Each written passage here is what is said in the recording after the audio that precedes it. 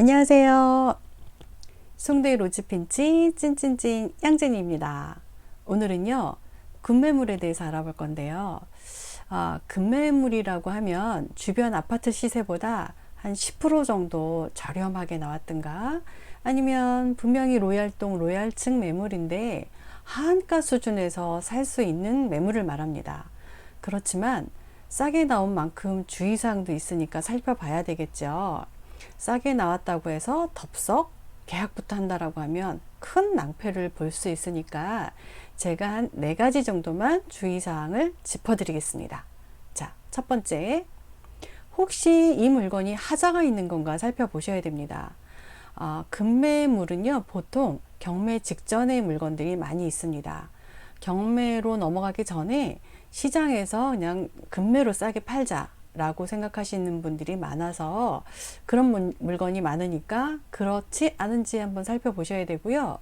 혹시 매도자가 1가구 다주택자인지, 그리고 그 외에 처분해서 이런 어떤 처분한 후에 어떤 조건이 붙는 것인지, 그리고 세금 부담부인지, 어떤 분은 팔고 나서 양도세를 매수인한테 부담을 시키는 분도 있습니다.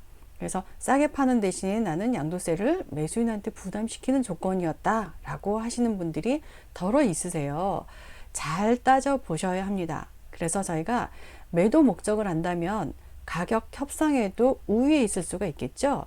지피지기면 백전백승입니다. 자, 우리가 유리할 수가 있는 것이죠. 자, 그래서 급매물을 싸게 잡고, 그리고 협상도 우위에서 할 수 있고 일석이조인 셈입니다. 혹시 하자가 있는 물건인지 살펴보셔야 합니다.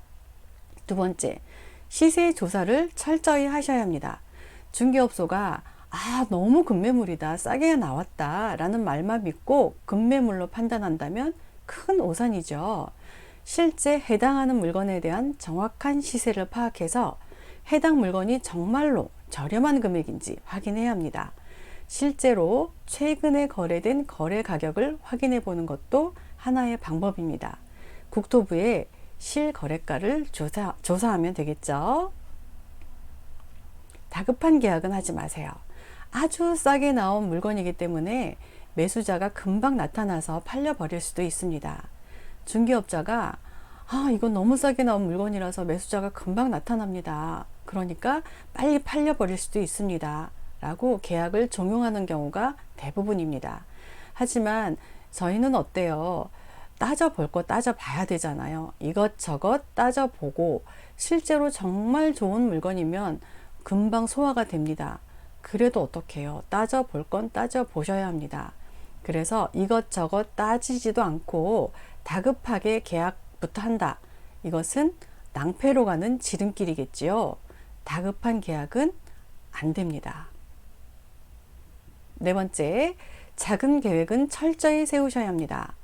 문제가 없다고 판단하는 시점에 자금 계획 등을 종합적으로 고려해서 매입하셔야 합니다. 특히 대출을 얻어야 하는 경우에는 더욱 그렇죠. 미리 대출 가능 여부와 대출 금액, 그리고 대출 승계 여부, 이런 것들을 꼼꼼하게 파악한 후에 계약을 해야 자금 부족으로 계약을 파기하는 실수를 범하지 않게 됩니다. 급매를 살 수 있다고 해서 덜컥 계약부터 하고, 그리고 자금 계획을 세우지도 않고 계약금부터 걸어서 계약이 파기된다. 그러면 어때요? 손해를 보는 것이죠. 이득을 보려고 했다가 조금 더 싸게 살려고 했다가 계약이 파기돼서 손해를 본다. 이것은 안 하니만 못합니다. 자, 주의할 점 다시 한번 알려드릴게요. 첫 번째, 혹시 경매 직전의 물건인가 아닌가, 하자가 있는 물건인가 따져보셔야 합니다. 두 번째, 실거래가를 조사하셔서 정말로 싸게 나온 물건인지 확인하셔야 합니다. 세 번째, 아무리 싸다고 해도 이것저것 따져보지 않으시고 알아보지 않으시고 계약부터 하시는 것은 안 됩니다. 네 번째, 다 알아보셨으면 자금 계획, 내가 잔금까지 치를 수 있는지, 대출이 제대로 나오는지 자금 계획을 잘 세우셔야 합니다. 이상 4가지 주의점을 말씀드렸습니다. 조금이라도 도움이 되셨다면 좋아요, 구독 부탁드리고요. 저는 올 8월에 뜨거운 여름에 송도 신도시에서 만나 뵙겠습니다. 이상 양진이었습니다. 감사합니다.